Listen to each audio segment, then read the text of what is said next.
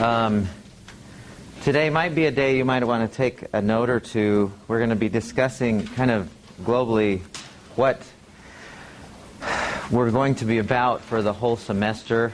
Going to lay down some primary principles and just get our heads thinking in the direction that I want us to go in the semester from the broadest stroke view. So, before I do that, does anyone have any questions at all about anything before we jump in? Anything that's like administrative that we need to play with? On the website, on the line.weber, it says the course is not available yet. Is that just for me, or? When did you check it? This morning. I checked it this morning. This morning? Yeah. Not to worry. Really? This morning you checked? Yeah. Okay, I'll check it after. No big deal, and I'll get it cranking today for sure. Okay. Thanks for reminding me. I thought I had put this one up, but not a big deal. Okay. Anything else that's administrative? So, all right. When I'm not a big PowerPoint fan at all, but I'm going to play with PowerPoint a little bit today, and because it's nicely set up how I set this up, and I want to just kind of create a class discussion around this topic. How does that look for you, Susan?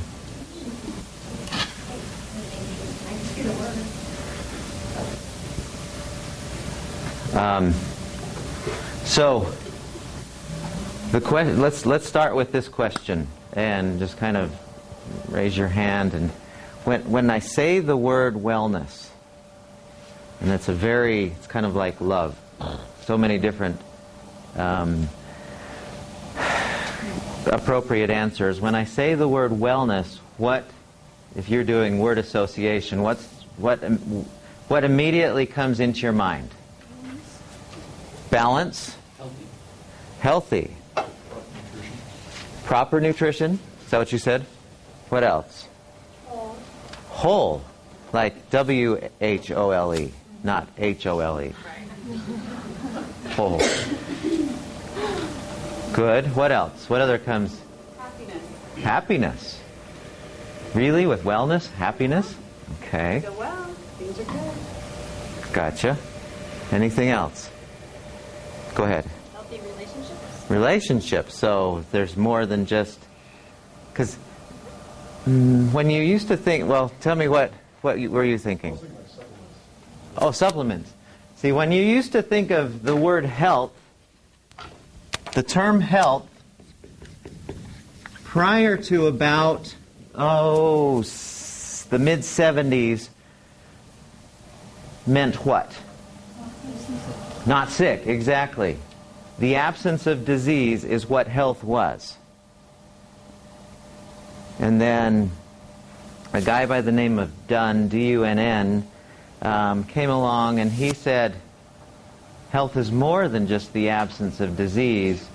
And then he went on to describe, it was a groundbreaking article that he wrote in one of the major health journals that said, there's more to it than just not being sick, not being in the hospital. So let's kind of see what we know, kind of based on what you guys were said, because all of those were great. I hope I can make this work right.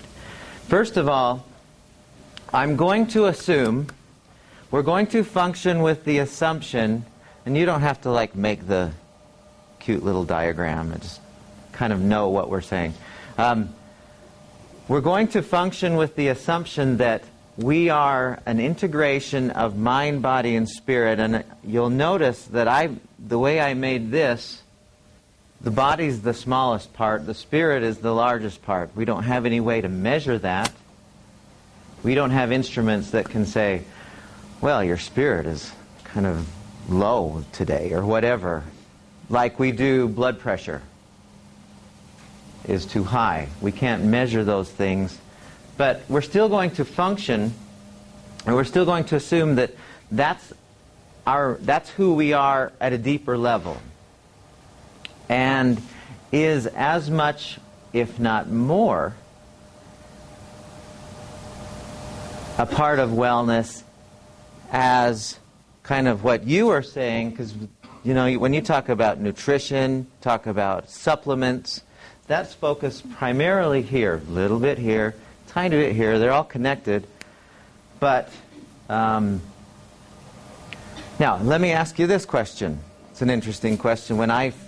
The first class that I ever took that was even remotely like this, because I've never been in a class like this one in all of my years in psychology and health promotion and health education and I don't know how many years of schooling, I never, then let me ask you if you have you ever taken a class that has its focus on your spirit? I'm not talking about religion, I'm talking about your essence, your nature. Have you taken any classes on that? Like that was the only focus? Or that you even played with it at all? Maybe in some philosophy class, but have you? Just a meditation course. Oh, so you took a meditation course. So that might be one that would qualify it for that. Any others that you can think of? Definitely. So certainly yoga and meditation has that. But I mean, those are weird classes. So I'm talking about traditional academic classes. Or if you went over, how many in here are going to nursing? So a few of you are. Do you ever take any classes that focus on this? Where you say, we're going to deal with a person's spirit today. And we're going to see how we analyze how their spirit's doing, like you would analyzing blood sugar levels. There's not anything like that, is there? And I'm not saying there's anything wrong with that. That's just, that's where we are. Well, in this class, this is the reality of this class, is we're going to play with who we are as a being, as our essence. As much as, if not more than, the mind and body. Okay? And wellness encompasses all of these. Okay. Now, we also, and this is a little bit more familiar to some of us, we see that there's primarily 5 dimensions of us. There might be others that some people want to add, but primarily we're confident in this idea that we have 5 dimensions, that there are 5 components of us: the physical, spiritual, emotional, social, and intellectual. And most people who write about this, you know, if you went to the Coveys, they might combine emotional, intellectual, or some other thing. But this is these are our primary areas of us that we'll be working with. Now, which of these areas is the most obvious? Which is the most easy to detect whether a person is doing well or not?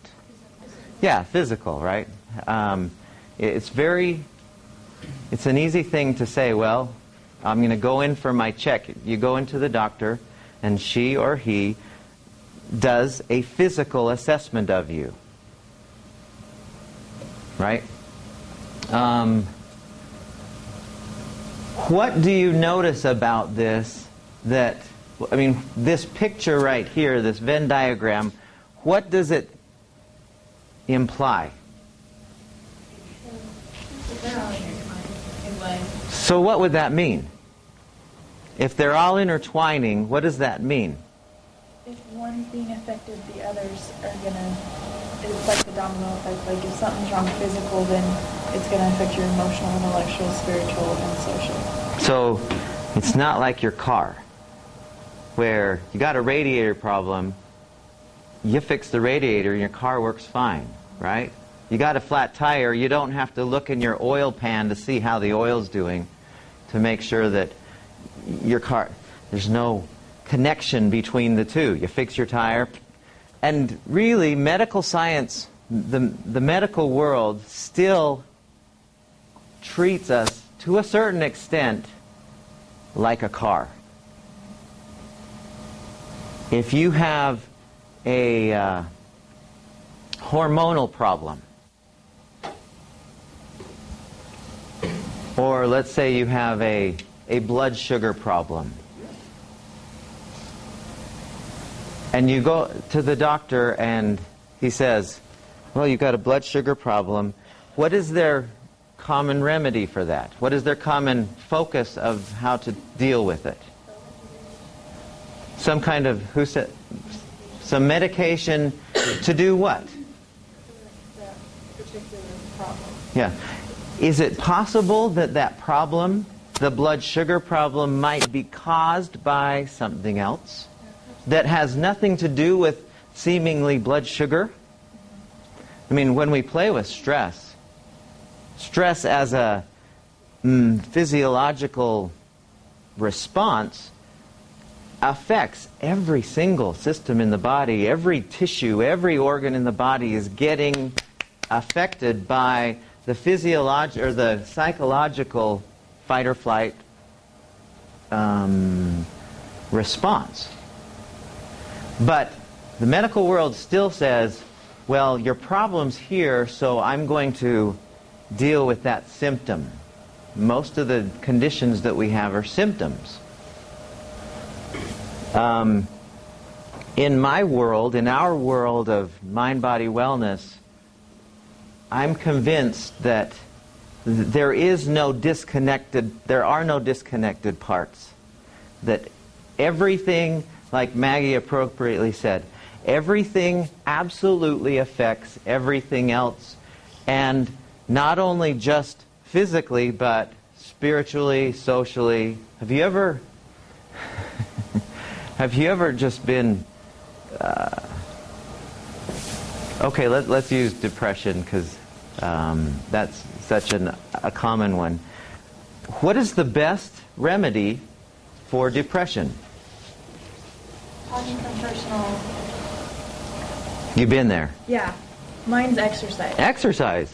Now that doesn't have anything to do with, I feel just sucky bad. I don't want to even get out of bed. Depression.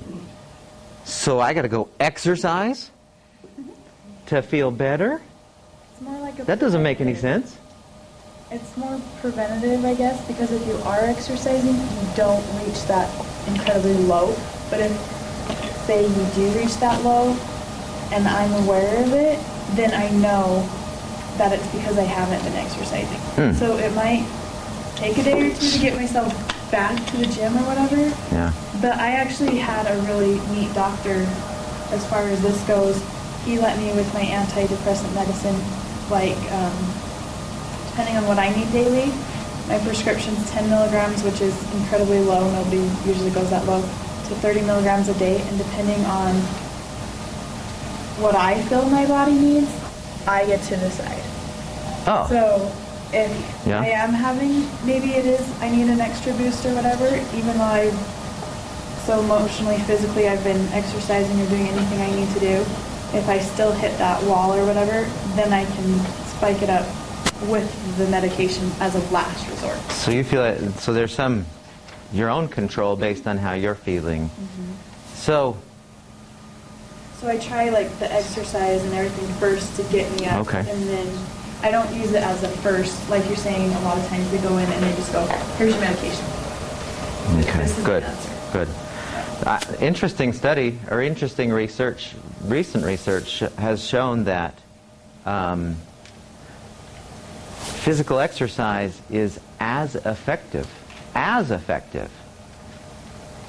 as depression medication for moving you from depressed to not so depressed. That's really interesting. But the point is, you got a problem going on that's seemingly over here, but this affects it. And when you're really depressed, is this really happening for you? Are you like, man, I'm going out tonight and we're going to have some... I just got to go be with my friends and have a blast. It affects everything. And, I mean, that's just one little thing. They're all that way. Any of you have ever been injured? You've been injured. Does that... I mean, what did you hurt?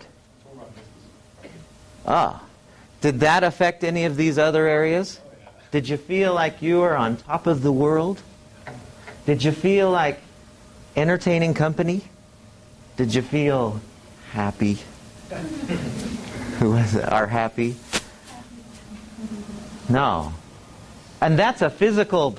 Wait, what did you say was? Meniscus, yeah. Very physical. That affects everything. So, does that make sense to everyone? I think we labored that point enough. So, wellness, this is my definition. I'm not saying this is the definition, but this is the definition that I like, is the ability to function optimally and actually doing that to some extent in each of those dimensions. So, social, intellectual, physical, spiritual.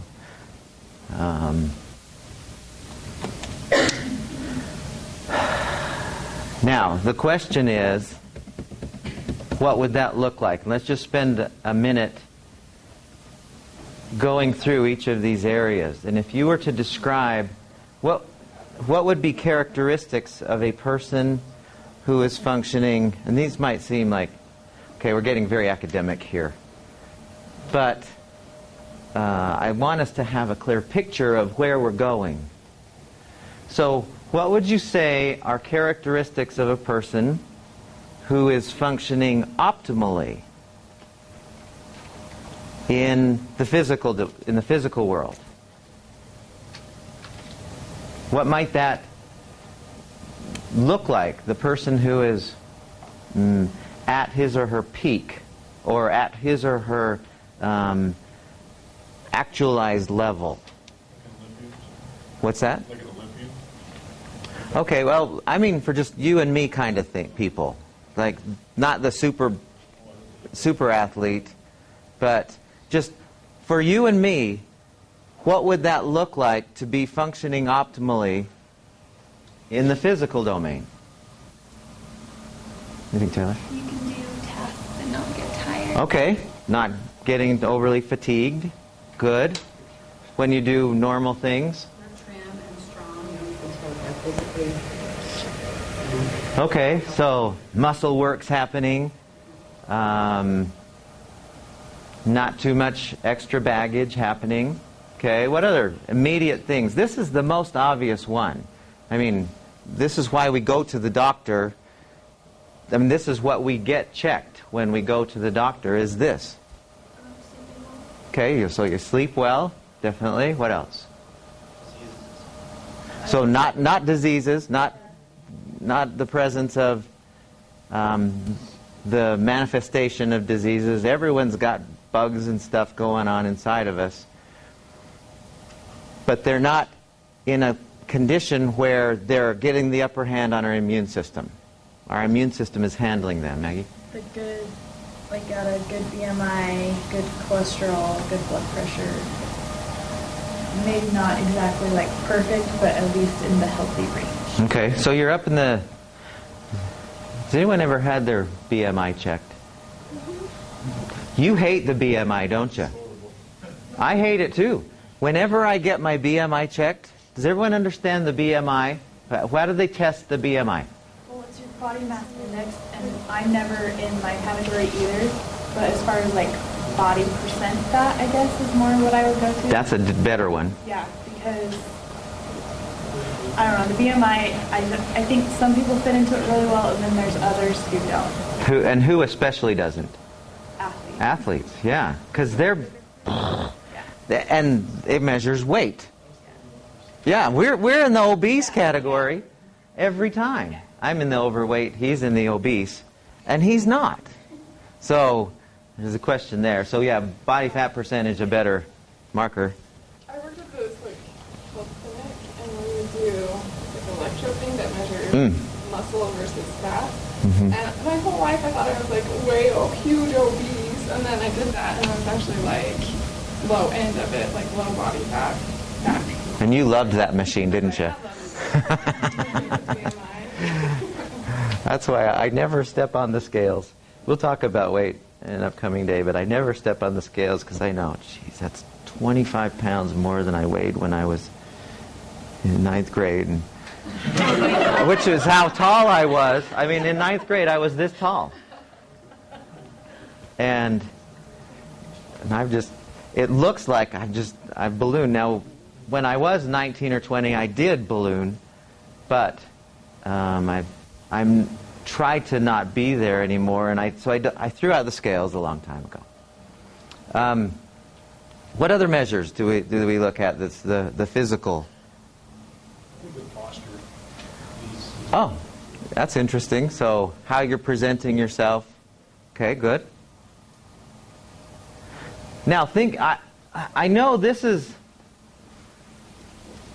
word is a hard one for us. But I still want to throw it out here. See, let me explain one thing here to you. Here's a little spectrum. And on this end we have death. Okay? Now on this end we have functioning optimally. Okay?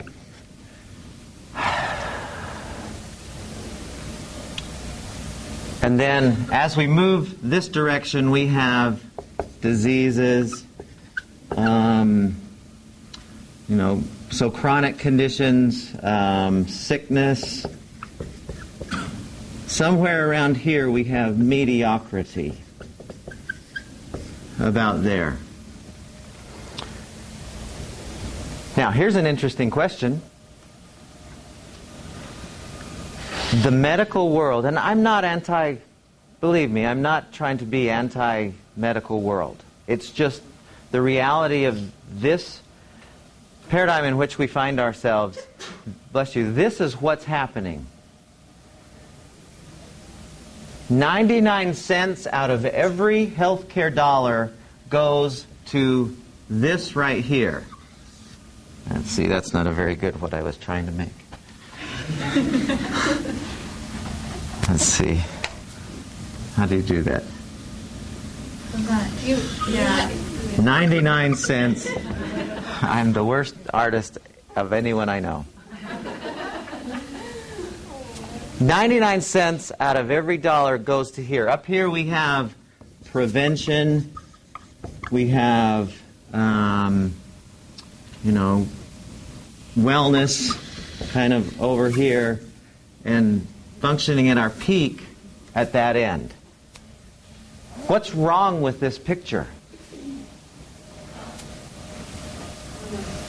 What do you think? Well, I personally don't believe that death is the opposite of optimal life. I don't think it should be a measurement of, first of all. Oh, so you're saying we should take this part off? Yeah. So that's a different deal altogether and stay with just chronic. Okay, I can deal with that. But most people die from these. The statistic is 1 out of 2 people die from heart disease. I don't know how this works, but 1 out of 3 people dies from cancer. I don't know how that math works. 1 out of 2 and then 1 out of 3. That's more than 100%. But that's how many people? 1,700 people in America died today from heart disease. 1,700. Why is that not in the news? Why didn't we hear that on the front page? 1,700 more people died today. And the same number from cancer.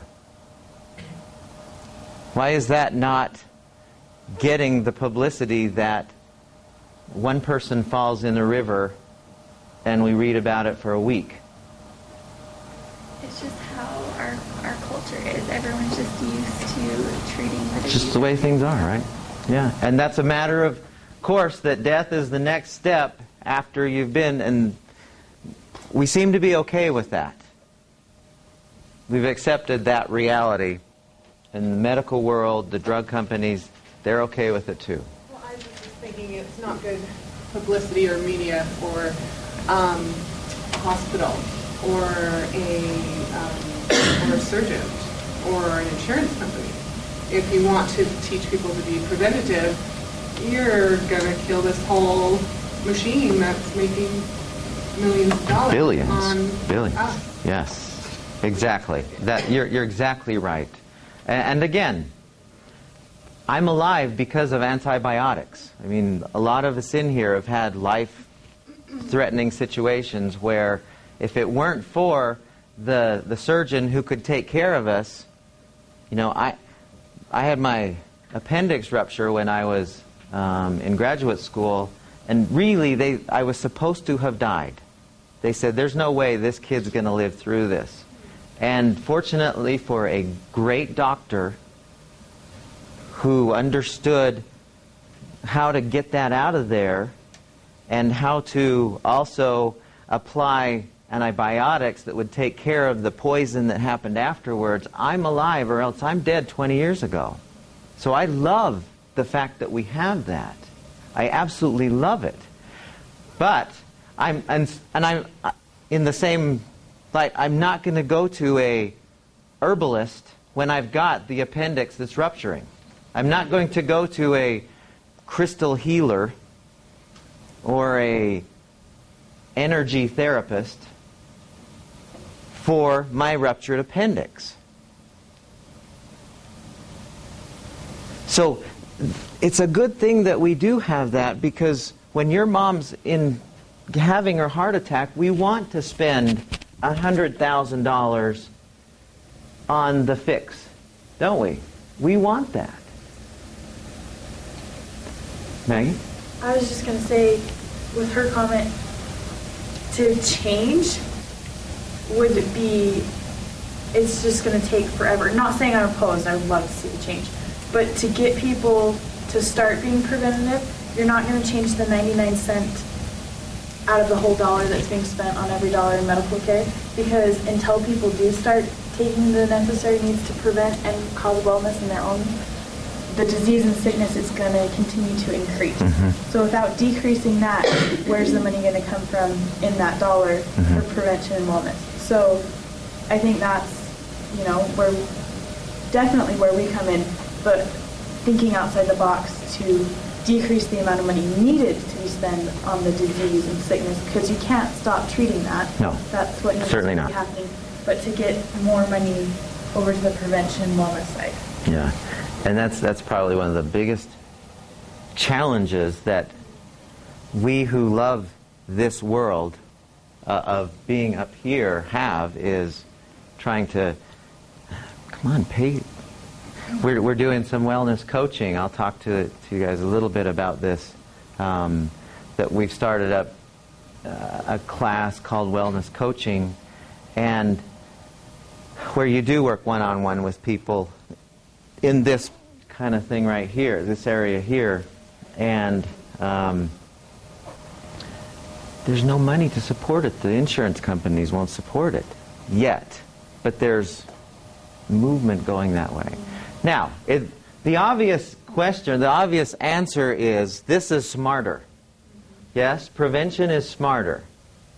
It always costs less. They may not think that, Yeah. but it really does always cost less. Yeah. Both in time and money. Now, my interest in, when I first well, it happened actually as a result of my getting huge when I was 19 and 20. I became very interested in nutrition, and then I started getting interested in exercise and as a thing to do besides just playing basketball or playing football or frisbee football or whatever, all the things that we love to do when we're young. But, you know, actually going for a jog. 30 years ago, nobody went for jogs. You know, nobody worked out like that. But I started seeing that as soon as I started doing that, we went to aerobics classes and just did the dumbest things you've ever, unbelievable, poundy things. People had shin splints every other day. Why do I hurt? For doing the wrong stuff. Anyway, as soon as I started learning about this, and I actually took one of the classes that I took when I was in my health promotion master's degree program, is I thought, you know, this fascinates me more than anything else as a profession. And so I've spent 30 years really trying to learn about what's going on up here. I love that people spend their time and effort here. There's not very many of us who are spending our time up here. But that's an area that I've just found so fascinating because there is so much that helps us to move up here into this functioning optimally world. There's so much. And we in our wellness coaching class the other night, there was one lady, she's a yoga instructor, and she was telling us about this, she called it mind-body bridging. And I had never heard of that before. And she said, oh, it's a new therapeutic method that helps people move forward in pretty powerful ways. And it was like, I thought I'd heard of everything. And sure enough, more stuff. So it's an exciting direction to be focusing on. There's not a lot of money happening there. There's not a lot of focus happening there because of exactly what you guys were saying. Our paradigm says, let's fix the problem. Okay? Does that make sense? Is everyone pretty understanding of that? So, okay, what about functioning optimally, intellectually? What would that look like? We don't often think of that. You know, what does that have to do with?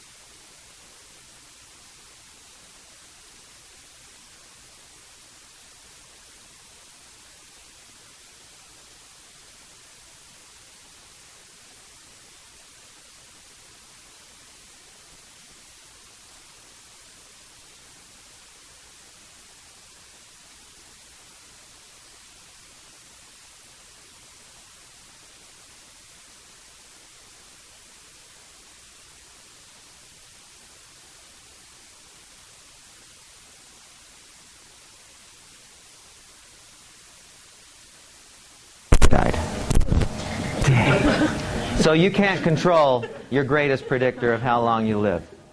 Unless they died from an accident of some kind, hit by a car, that doesn't count. But if they died of a normal, ongoing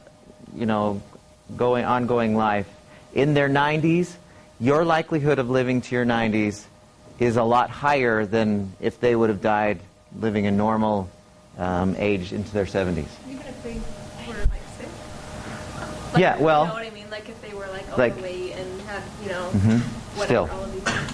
Yeah. So what happens if on one side of the family you have a grandfather that dies at like 45 and a grandmother that dies at 90? On the other side of the family, one dies at 60. So just average those out. That's your number. I don't know. They have those things online now, that you can measure.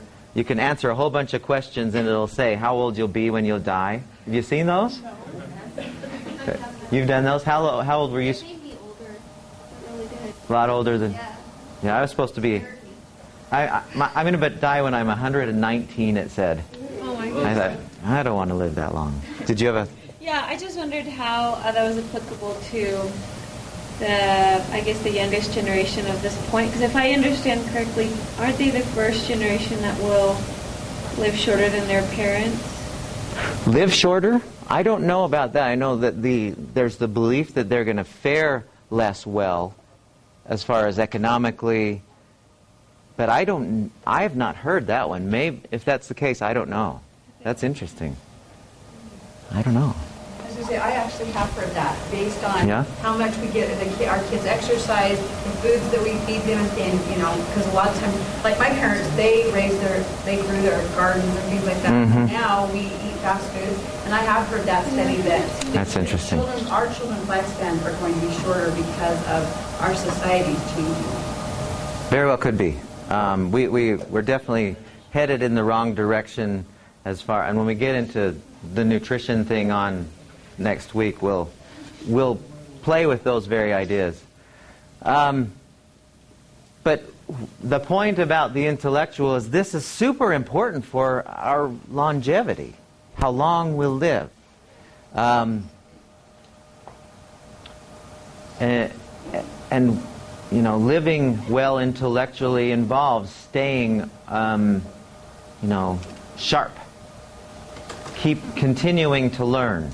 People who do well in this are people who continue. Education doesn't end when you graduate from high school or college. Learning is a lifelong endeavor. Emotionally, what would that look like? For functioning optimally. What? You're smiling all the time? I have this person in my neighborhood who, she's excruciatingly positive. But underneath there's a real, she's not very happy, but she's always, everything's okay. And she's not okay. When Maslow was studying self-actualized people, you all remember the Abraham Maslow and his hierarchy of needs, and he went around the world and he tried to find the most psychologically healthy people in the world. And he said, there are a few. He said, I could count on my hands the number of people who are all the time psychologically or self-actualized. But he said, one of the characteristics of people who are self-actualized is they don't have highs and they don't have lows. They're kind of pretty accepting of themselves, and they're pretty in a positive state, but not like, life's so great and I just love being alive and I'm going to go do stuff today. And they're okay, but they're also rarely, if ever, I hate life, and I hate my dog, I hate everything. They're just kind of at a nice homeostasis level. I saw a hand over, yes. I think in order to be emotionally optimal, you have to be able to maintain that flow state, but then also be able to express your emotions. Mhm. Then that, when you don't, it just bottles up, and that poor person that it's Yeah. out on. Feelings buried alive, never die kind of idea. Yeah. Yeah. And we will play a lot with this world. We'll play one 2 or 3 days in this world, this domain. We'll play some in this domain.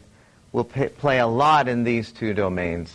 We'll play a little bit in that one in this semester. Socially, well, I want to get to the rest of this. I think what would you say for the spiritual realm? What would that mean to be functioning optimally at a spiritual level, or in the spiritual domain? Not always searching for something to fill that need. I guess if you found what helps you... Kind of a contentedness? Yeah. Really? I mean, it's not bad to like be always searching, but to be looking like you're missing something and feeling like you just don't have anything and you're alone. I don't really know exactly how to explain it, but if you found peace spiritually with whatever it is that you find, then I think you're functioning optimally. So see if I'm hearing you right, is you have a clear sense of your values and you're living according to those, not trying to go out there and figure out. New, like maybe this will be it for me, or maybe this will be it, and doing something completely over here and then, because you're never gonna. Some of you are probably too young to have experienced this, but I have many friends who have libraries and libraries of the next self-help book. Let me try Tony Robbins this week. Let me try, Andrew Carnegie, and now let me try all of these gurus and do their system for a couple of weeks. It's like diets, really, where they've gone to the extreme. And I think what you're saying is they've set their values and they're finally, yes, this is what I'm living by, and I am at peace about that.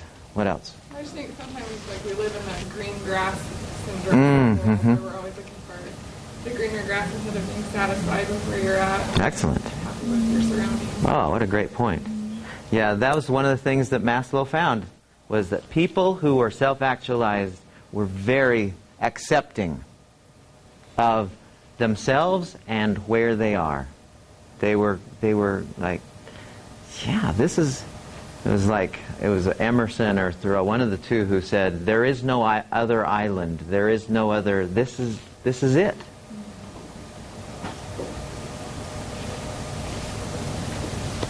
Oh, and I guess to add to what Maggie was saying, I think even if we're not continually searching, but that we still have questions or that we still contemplate on things that we may not be fully sure of, just being content with, I may not know everything, or I may not be at a state of perfection. Yeah. But being content and accepting that as part of.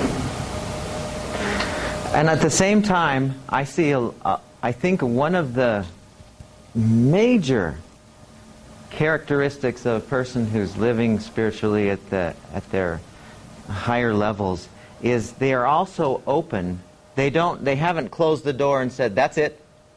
There ain't nothing else for me to learn. I've met my growth potential." I don't think there is an end to that potential. I was going to add that for me it's an awareness and a connection to the truth of who I am, instead of to recognize spiritually who I am beneath all the physical, the intellectual, the emotional, and the social. And when I'm there, I'm better in all those other areas. Yeah. When you close your eyes and ask yourself what's going on, what do you notice? When you close your eyes, not to fall asleep, but to just kind of tune into who you are. Is it chaos or is it peace? Is it happiness or is it disruption? When you close your eyes and go, what's happening now? Are you good? A lot of people, they don't even want to do that. They don't want to even close their eyes because that's a scary place. I think just kind of along the same lines that you're saying, I think it goes back to that kind of graph you had of the 3 circles and how the spirit encompasses mind and body. I think part of being spiritually healthy or being functioning optimally is being aware of the other realms of you, of your physical, your intellectual, your emotional, and your social. Because I don't think it's realistic to assume that you can have wellness in all of those at the same level at all the time. Right. I think maybe there's a few good pieces point. in your life where you can, but sometimes you're doing better physically than you are doing socially, and vice versa, or whatever.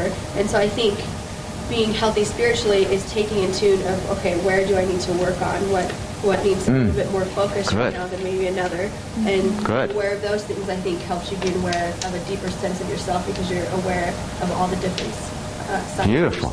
That's beautiful. Being able to self-analyze, self-assess on all of those levels, and taking stock and going, okay, which ones do I need to work on now? How's this Venn diagram shaping for me? Is one of those bubbles too small? That's an excellent thought. Okay, so the question that I've always had when I was growing up, and even to now when I'm my age, where are models? Where are the people that I can look at? And I haven't found a whole lot who are doing. It's like Maslow said, there aren't very many people who they're functioning at their peak all the time. But I still want to know, are there people who do? You know, when somebody is functioning at his peak at the physical level, like the triathlete or I want to know what he's doing. Success leaves clues. Okay. Now, I don't think we have models, and you don't need to write this down. Just we don't really know how to get there, because each of these dimensions, it's like a car. Well, the psychologist works on this part. The physician works on this part. The social psychologist works on the relationships part, and the marriage counselor works on the relationships part. I mean, there's no cohesion, there's not a lot of cohesion in there. So the question is, and this is what I want to leave you with, and just kind of hang on for just a second, because I want to let these questions linger in your minds. Because it's a question kind of exactly what you're saying. These are the kind of questions that she's asking. What's your name? Brianne. Brianne. What Brianne's asking us to ask ourselves is, how are we doing? Is this even a possibility for us? I mean, I know plenty of people who say, oh, I'm too old. I'm too whatever. They put whatever comes after that. I'm too something. Some belief is getting in their way. And then, if your health behavior continues to be what it has been, what will be your outcome? In other words, what are you... Because the way we get to wellness is not by thinking about it. It comes through behaviors. That I know for sure. And so our behaviors tell us, you know, the direction we're going in. And if we continue to do what we're doing... And this was the question that somebody gave to me 25 years ago. He said, if you continue to do the things you're doing right now, will things be better or worse for you in 5 years, 10 years? What about 50 years? And so here's the comment that I want to make to us that kind of gets us motivated that this is within all of our capability. First, nothing changes unless you make a conscious and lasting decision. In other words, it has to be entirely up to you. No one's holding your hand. No one's living in your form. You're the only one that's living in your form. It's you and nobody else. Nobody else cares. They're too busy caring about their own stuff. So it's up to you. Do you want it? Do you want to stay on this side of that mediocrity line? When I lived in West Virginia, it was like mediocrity was perfect. And it drove me bananas, because everyone was so happy with dying at 35 or 40 or 50 and being 58% body fat percent. So nobody's going to do it for you. It is doable. I've seen people who have made amazing changes at all ages to be better. And the reason why we do this, final thought. See, we don't be healthy for its own sake. We don't be well for its own sake. We be well so that everything else that we do at a higher level. Whether it's being with our friends or working on a paper or playing football or whatever it is. We be well so that that foundation is laid so that everything else we do happens at a higher level. That's why we do it. But knowing how to do it is what we're about this semester. So, talked way too much. Thanks, everyone. We'll start on whenever we meet next time with the first steps. So, have a great day, everyone. We'll see you.